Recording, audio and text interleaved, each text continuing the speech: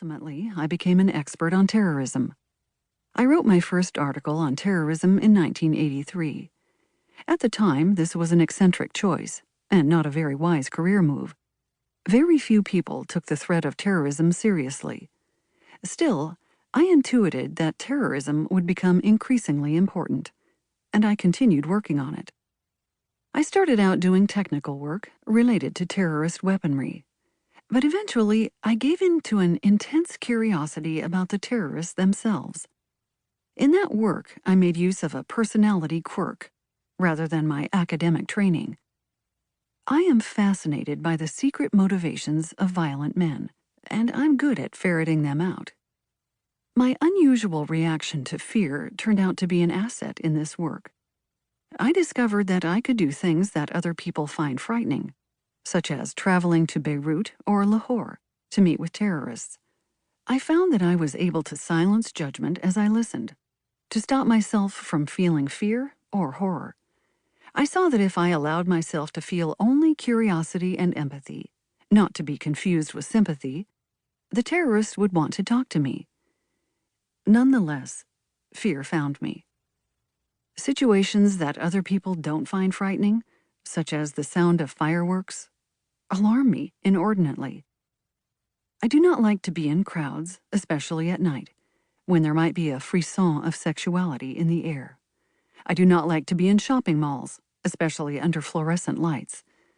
When I am nervous for any reason, I find the clicking of a turn signal or the ticking of a clock almost unbearably agitating. But in truly frightening situations, I retain my composure. For example, when I found myself face down on the floor in the middle of an armed robbery, a peculiar sense of calm enveloped me. I paid little attention to these surprising states of calm. I could not will myself to respond to danger in any other way, and afterward I could hardly remember the incidents that elicited them. I assumed that my unusual response to danger was a personality quirk, unique to me. I had no idea that these peculiar reactions, calm in the face of danger, but fear in response to innocuous sounds or scents, were well-studied after effects of trauma.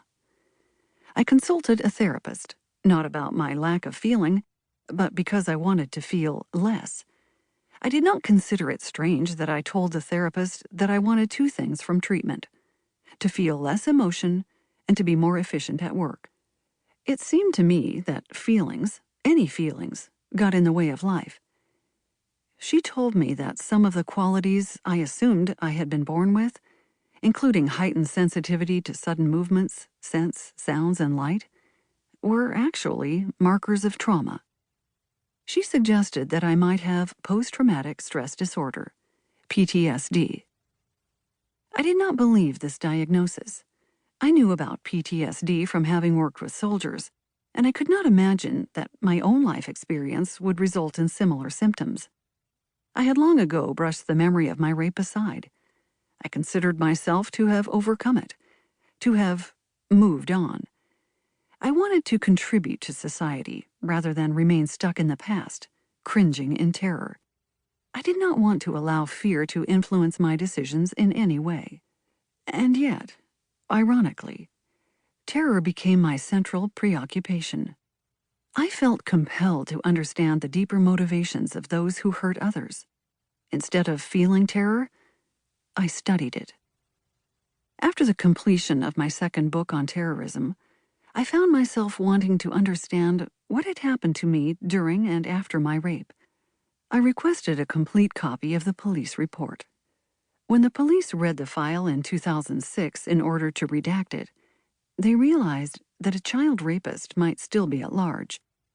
Pedophiles grow old like the rest of us, but they often continue committing the same crimes unless they are physically stopped.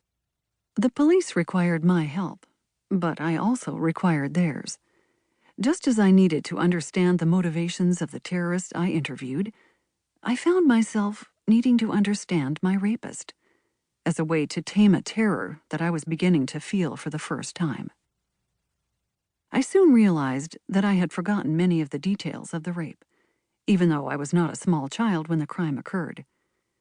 I felt compelled to answer a question I have spent my